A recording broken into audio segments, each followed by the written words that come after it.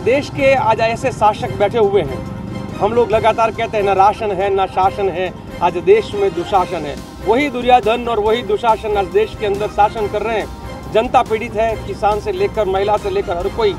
तो उस बीच ये और हमने जो अभी पिछले कुछ दिनों में देखा है, चाहे वो राजस्थान में हो, मध्य प्रदेश में हो, दिल्ली में हो, हर जगह पे वो दंगों के दंगे करवाते हैं। आज़ादी की गौरव यात्रा पहुंची अजमेर शहर में। आगमन पर जगह जगह हुआ भव्य स्वागत। स्वतंत्रता के 75 वर्ष पूरे होने के उपलक्ष्य में कांग्रेस द्वारा गुजरात के साबरमती से शुरू हुई गौरव यात्रा 1 जून को दिल्ली के राजघाट पर होगी संपन्न। कांग्रेस सेवादल द्वारा सांप्रदायिक सद्भावना एवं कौमी एकता का संदेश लेकर 6 अप्रैल को गुजरात के साबरमती से शुरू हुई आज़ादी गौरव यात्रा लगभग 1200 किलोमीटर का सफर तय करते हुए 60 दिनों के बाद 1 जून के करीब दिल्ली के राजघाट पहुंचकर संपन्न होगी।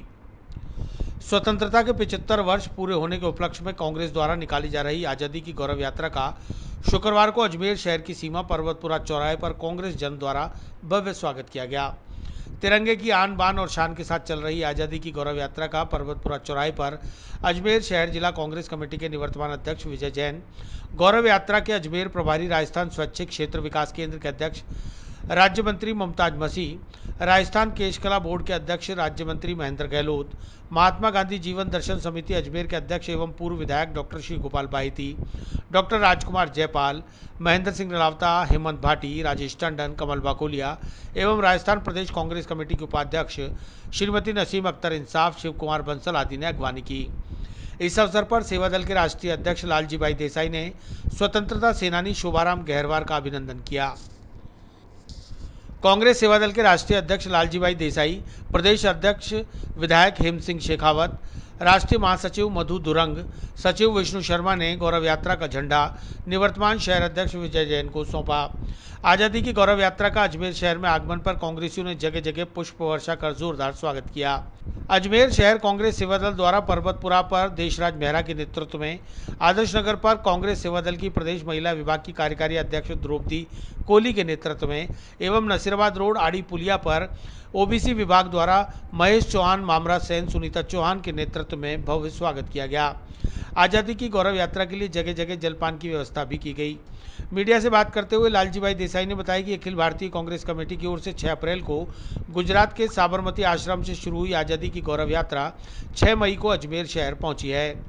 कांग्रेस ने स्वतंत्रता के 75 वर्ष पूरे होने के उपलक्ष्य में गुजरात के गांधी आश्रम से आज़ादी गौरव यात्रा शुरू की। इसमें स्वतंत्रता संग्राम तथा 1947 के बाद देश के विकास में कांग्रेस पार्टी की भूमिका को रेखांकित किया जा रहा है। यह यात्रा 1 जून के करीब लगभग 1171 किलोमीटर का सफर तय करते हुए 60 दिन के पश्चात दिल्ली के राजघाट पर संपन्न होगी। उन्होंने अपने नारे के साथ बात को आगे बढ़ाते हुए बताया कि पहले लड़े थे गोरों से, अब लड़ेंगे चोरों से। इस तरह के अनेकों नारे लगाकर पूरे मार्ग को गुंजायमान कर दिया।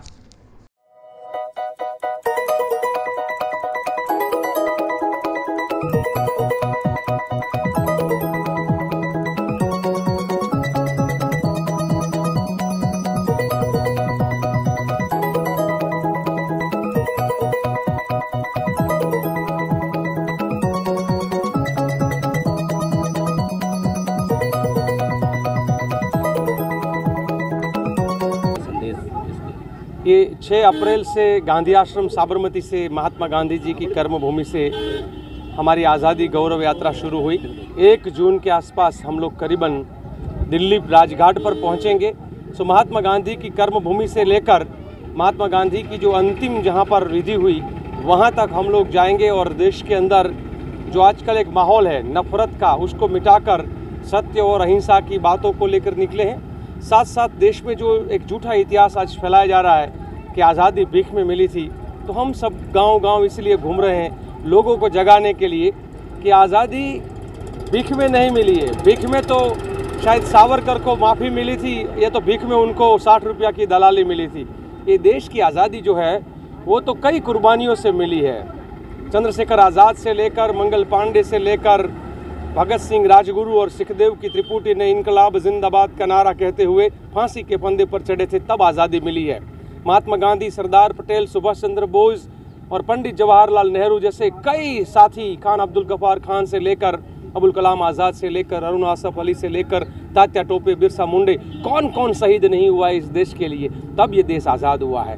जलियांवाला बाग हो या मानगढ़ का आदिवासियों का हत्याकांड हो अंग्रेजों के द्वारा, ये सब कुछ शहीदियों के बाद देश आज़ाद हुआ है। तो हम उन आज़ादी के जंग में लड़ने वाले क्रांतिकारियों की, उन वीर वीरांगना की, झांसी की रानी लक्ष्मीबाई से लेकर हर किसी की हम वो कथा लेकर निकले हैं देश के युवाओं को, देश की नई जनरेशन को आगाह करने के लिए कि भीख में कुछ नहीं मिलता है सिवा माफ़ी सिलवा दलाली। भीख में तो आपको खाना भी नहीं मिल सकता है, आप लड़ना पड़ेगा, आज़ादी के दूसरे जंग के लिए लड़ना पड़ेगा, जैसे हमारे पुरखों ने लड़ाई लड़ी थी आज़ादी के लिए। इस देश में अपनी आवाज़ को उठाने के लिए दोबारा लड़ने की ज़रूरत है। मैं अंतिम बात कहते हुए इतना ही कहूँगा कि देश के आज ऐसे शासक बैठे हुए हैं, हम लोग लगातार कहते हैं ना राशन है ना शासन है, आज देश में दुशासन है। वही दुर्योधन और वही दुशासन आज देश के अंदर शासन कर रहे हैं। जनता पीड़ित है, किसान से लेकर महिला से लेकर हर कोई। तो उस बीच ये, और हमने जो अभी पिछले कुछ दिनों में देखा है, चाहे वो राजस्थान में हो, मध्य प्रदेश में हो, दिल्ली में हो, हर जगह पे वो दंगों के दंगाई दंगे करवाते हैं और हम शांति के सिपाही शांति का पैगाम लेकर निकलते हैं। वो लोगों की बसी बसाई झोपड़ियाँ बुलडोजर से गिराते हैं और हम कहते हैं लोगों को खाने का, जीने का, बोलने का, शिक्षा का, स्वास्थ्य का, ये सब कुछ अधिकार हमारे संविधान ने दिया है। बाबा साहब आम्बेडकर से लेकर हर किसी ने उसको जिंदा रखना, उसको मजबूत रखना ज़रूरी है। और इसीलिए ये 1171 किलोमीटर की 60 दिन की हमारी यात्रा है। और यात्रा में गांव-गांव में, तो राजस्थान में गुजरात से शुरू हुई और राजस्थान में जिस प्रकार से दोनों जगह पे हमारा स्वागत हुआ है, गांव के लोग सलामी करते हैं, झंडे को सैल्यूट करते हैं, नतमस्तक करते हैं, महिला भी आ जाती है, बुजुर्ग भी आ जाते हैं, बच्चे भी आ जाते हैं। ये देश के तिरंगे के सामने सर कोई अपना सर झुकाता है। और हम इसलिए लास्ट में इतना ही कहते हैं कि ना कोई एक रंगा ना दो रंगा, ना गेरुआ या ना हरा, ना नीला या ना पीला या ना काला, हमारे देश का झंडा तिरंगा। और इसीलिए जो नारा है, देश का झंडा तिरंगा नहीं चलेगा दो रंगा, पहले लड़े थे गोरों से, अब लड़ेंगे चोरों से।